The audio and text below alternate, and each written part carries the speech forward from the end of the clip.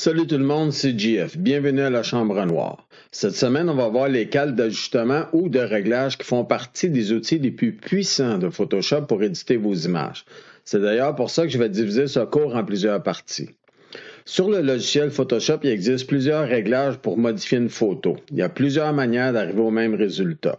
Il y en a des meilleurs que d'autres. Aujourd'hui, je vais vous montrer les réglages de base. Ces réglages vont vous permettre de raffiner la lumière, maîtriser les contrastes et réveiller les couleurs en seulement quelques clics.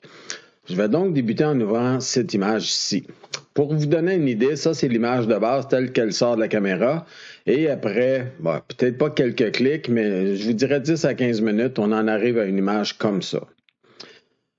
Comme je vous disais précédemment, il y a plusieurs façons d'arriver au même résultat. Une des façons d'ajuster une image, c'est ici en haut, vous avez où il y a la barre des commandes. Vous cliquez sur Image et vous allez chercher les ajustements.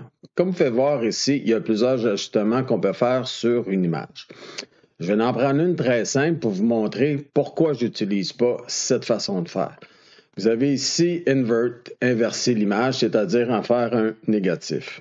Comme vous pouvez le constater, en faisant ceci, j'ai fait l'ajustement directement sur l'image. Et ça, j'aime pas ça. Parce que première des choses, vous vous trouvez, excusez-moi, à jouer avec les pixels de base, ce qu'on veut jamais faire parce que vous altérez l'image.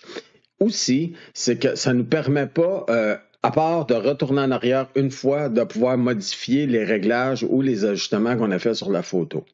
Fait que c'est sûr qu'on peut toujours retourner en arrière en faisant CTRL-Z, mais par contre, si j'avais mis quelque chose d'autre ou fait un autre ajustement, le premier serait permanent. Je dirais que pour moi, la meilleure façon de faire, c'est d'y aller ici avec la boîte des cales. Vous vous souvenez, c'est ici en bas à droite. Ici, vous avez à peu près les mêmes ajustements que je vous ai montré précédemment.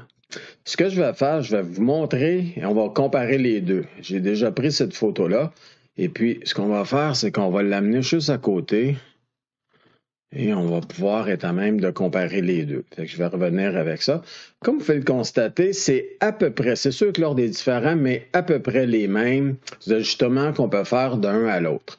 Ici, il y en a un peu plus qu'on peut utiliser dans d'autres contextes. Je vous dirais que c'est pas que c'est mauvais ici, de la façon de fonctionner, mais le fait de travailler directement sur l'image de base, j'aime pas ça parce que ça nous permet pas de pouvoir revenir et de faire des changements, pour la première des choses, et c'est surtout le fait d'altérer cette image de base. Fait que on va revenir avec la photo qu'on avait. Et puis, je vais vous montrer exactement le même effet, le même ajustement que j'ai fait précédemment et vous montrer la différence entre les deux. Fait que je vais aller chercher Invert pour inverser l'image. Et comme vous pouvez voir, j'ai le même effet, excepté qu'il est sur un calque ici, au-dessus de mon image principale. Et la beauté, c'est que je peux le prendre et l'enlever comme je veux sans jamais altérer l'image qui est derrière. Fait qu'on va prendre celui-ci, on va le mettre dans la poubelle, on n'en a plus besoin, on va le fermer. La plupart du temps, ce que vous allez utiliser dans cette section, c'est la section qu'il y a ici.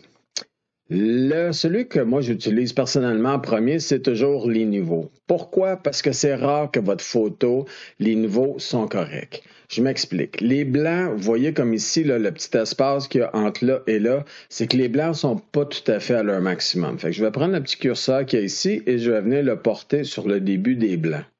Si vous voulez voir l'effet que ça fait sur votre photo, c'est le petit œil qui est ici.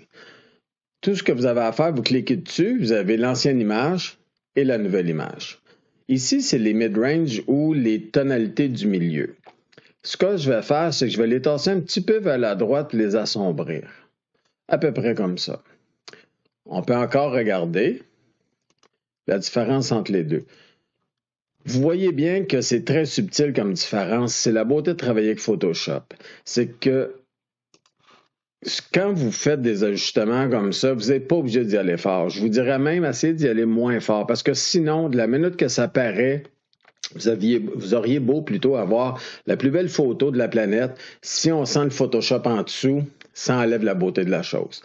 Le fait de travailler avec des calques aussi, c'est ce que ça vous permet de faire, c'est que là, je viens de faire des ajustements. Je m'en vais me faire un café, je reviens, je regarde mon image, puis je me dis « Ah, ça aurait pu être mieux que ça ». Tout ce que j'ai à faire, c'est de recliquer ici et je peux faire le changement que je veux. C'est sûr que là, c'est pas beau, mais c'est pas juste pour vous montrer qu'on peut changer les choses, revenir et les garder comme ça.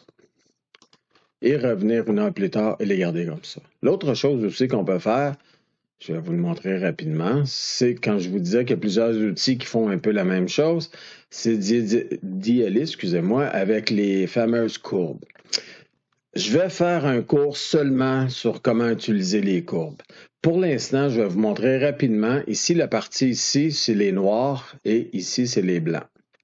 Fait que tout ce que je fais ici, c'est de rajouter un peu de noir et d'augmenter un peu les blancs. Voici les changements. Vous êtes à même de constater qu'avec deux outils différents, j'ai fait à peu près la même chose et évidemment, je peux les fermer, revenir une demi-heure plus tard et faire des petits changements, trouver que c'est pas assez, j'en ai pas assez mis et tout. On regarde au départ et on regarde où on est arrivé. La beauté de travailler avec des calques, c'est que des fois, vous n'arrivez pas à mettre exactement l'intensité que vous voulez. Vous n'avez qu'à cliquer ici et vous vous souvenez, je vous ai montré comment l'opacité fonctionnait. Vous pouvez vous servir de ça aussi pour ajuster votre effet et le mettre plutôt à 88% qu'à 100% et aller chercher exactement la tonalité que vous voulez. Aussi, quand on travaille avec des calques, ça nous permet d'en mettre un par-dessus l'autre. Fait qu'on peut arriver puis dire on va travailler maintenant la saturation. Fait que je vais y aller là, à peu près, fait que je vais rajouter de la saturation et je vais en enlever pour vous montrer ce qu'on peut faire avec ça. Fait que comme vous pouvez voir, c'est d'un bord à l'autre et c'est la même chose ici, je vais pouvoir le changer par la suite. Je vais enlever ceux-ci. Pour ceux qui ont déjà travaillé avec des filtres, Photoshop, vous permet aussi de faire la même chose, c'est-à-dire d'utiliser les filtres qu'on utilisait quand on faisait de la photo. Fait que vous allez vous reconnaître ici avec les fils bleus, orange, jaune et vous pouvez utiliser ceux-ci pour redonner un autre look plutôt à votre image. On va essayer Sepia et on va voir avant et après. Ça ne fait pas une grosse différence. On peut augmenter ici l'intensité de l'effet.